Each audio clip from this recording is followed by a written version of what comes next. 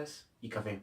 Esta noche tenemos a un galardonado científico, quien es Julio Rolando Coy Marroquín. Muy buenas noches, científico. Muy buenas noches, es un placer estar acá en el El programa. placer es nuestro. Esta noche ha sido invitado para poder profundizar más acerca del tema anatomía y fisiología de las plantas.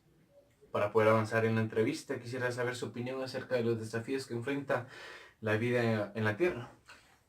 Muy bien, esta pregunta es muy interesante porque muchas personas se detienen en frente de un campo de flores a admirar la belleza que de estas viene, pero no se detienen a pensar en ningún momento en las dificultades que estas tienen para sobrevivir en su entorno, pues las plantas necesitan obtener energía, necesitan obtener agua y nutrientes, necesitan aprender a conllevar a los depredadores que acaban con su población. También necesitan aprender o poder desarrollarse para mantenerse de pie y estables en la tierra. Muchas gracias. Pude escuchar que usted decía que se adaptaban. ¿De qué forma se llegan a adaptar las plantas?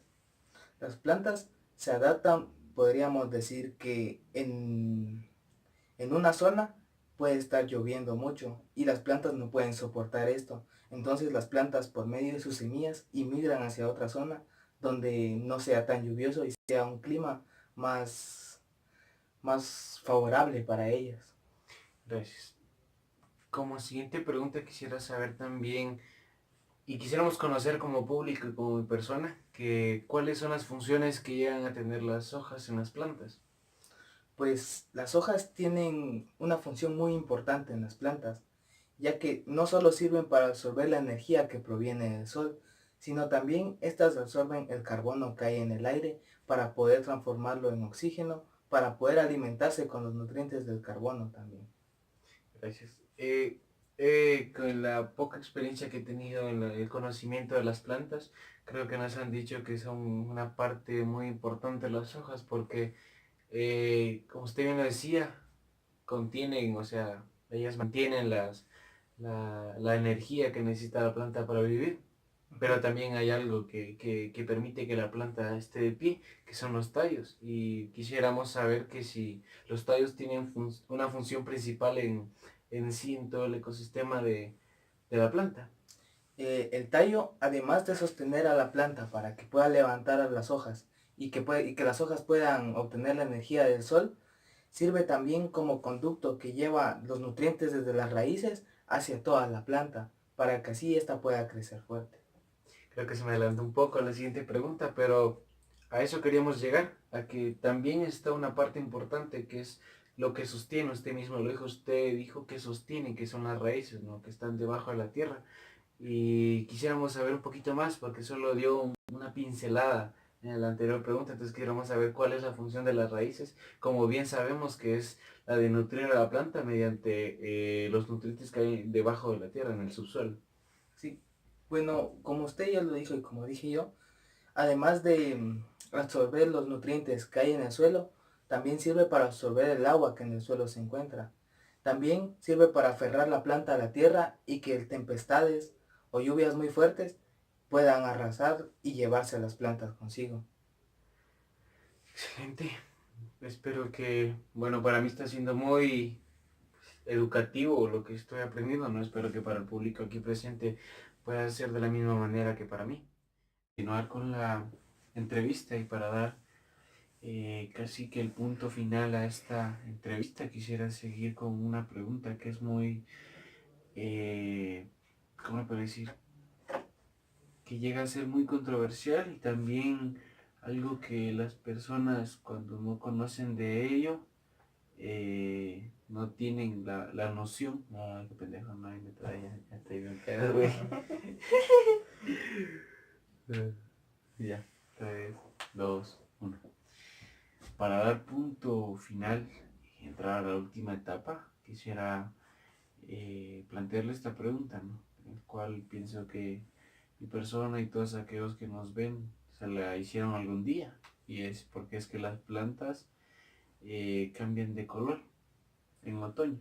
Pues esto se debe a que cuando el clima se vuelve más frío, la fotosíntesis, el proceso de la fotosíntesis no puede ser ejecutado con normalidad y tiene dificultades al no poder absorber bien la luz del sol, al absorber más luz de la que necesita.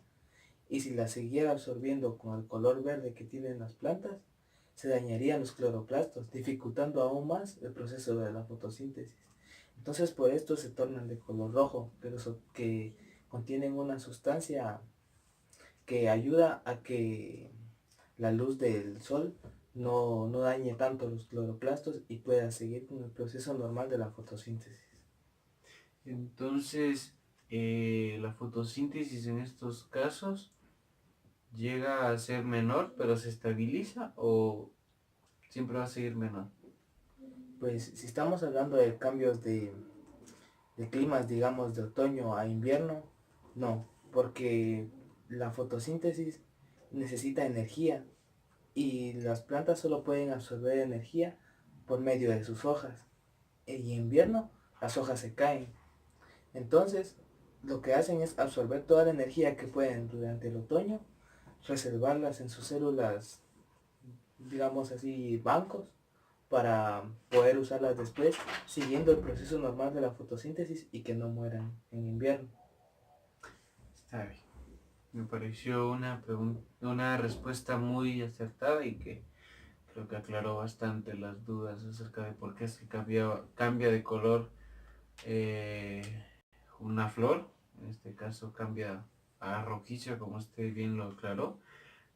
Y ahora que ya conocemos cómo es que la planta en sí guarda y recibe su energía, quisiéramos saber cómo es que las plantas llegan a obtener su energía, cómo la resguardan, cómo la ponen en práctica día con día y en situaciones algo duras. Quisiéramos saber cómo es que las plantas se reproducen. Pues las plantas se pueden reproducir de dos formas, sexual y asexualmente. En la forma asexual, la planta misma produce sus semillas y estas semillas pueden caer al suelo y crecer del suelo. Esto hace que tanto como el brote y la planta de donde brotó sean genéticamente iguales. La forma sexual puede ser, podríamos decir, por el polen. Cuando es época de polen, el polen de plantas, podríamos decir plantas macho, viaja a través del aire hacia las vulvas de las plantas hembra, haciendo que éstas saquen, podríamos decir, cigotos que sueltan y van creciendo plantas nuevas. Gracias por la importante información de cómo es que las plantas se reproducen.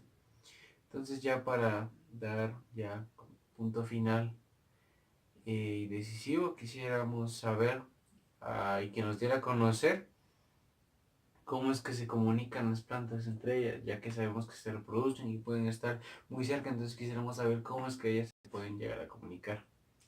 Las plantas se comunican por medio de los químicos que sueltan. Podríamos decir que cuando una planta está en peligro por alguna plaga o insectos, esta con los químicos que suelta advierte a las demás para que éstas se fortalezcan a sí mismas y puedan sobrevivir a la plaga. Creo que sí estaba escapando, y usted lo mencionó, acerca de las plagas. Una pregunta que tenemos aquí es que las plantas se pueden defender. En cierto modo sí, porque al momento de ser atacadas sueltan una sustancia que las hace o más desagradables para el que la está comiendo o las pueden hacer más tóxicas para el que la está comiendo. Interesante. Entonces, como pudieron escuchar y ver de palabras de el científico Rolando, pues cómo es que el mundo de las plantas es muy extenso y cómo es que día con día se puede aprender más. Y como pudimos ver hoy, en mi caso podemos aprender cosas nuevas, cosas que ya conocía pero quería profundizar más. Entonces, ante todo queremos darle las gracias por estar aquí y poder respondernos esas preguntas y aclararnos las dudas. Esperamos poderlo tener aquí pronto y tener un poquito más de tiempo y charlar y entendernos, entablar algo, una, ¿cómo le podríamos decir? Plática más amena con respecto a más temas, ¿no? Y que no solo se quede en este tema de las plantas, sino que esperamos de que usted pueda estar con nosotros en una próxima visita. Gracias por su presencia y pues nos veremos en otro programa más y hasta pronto.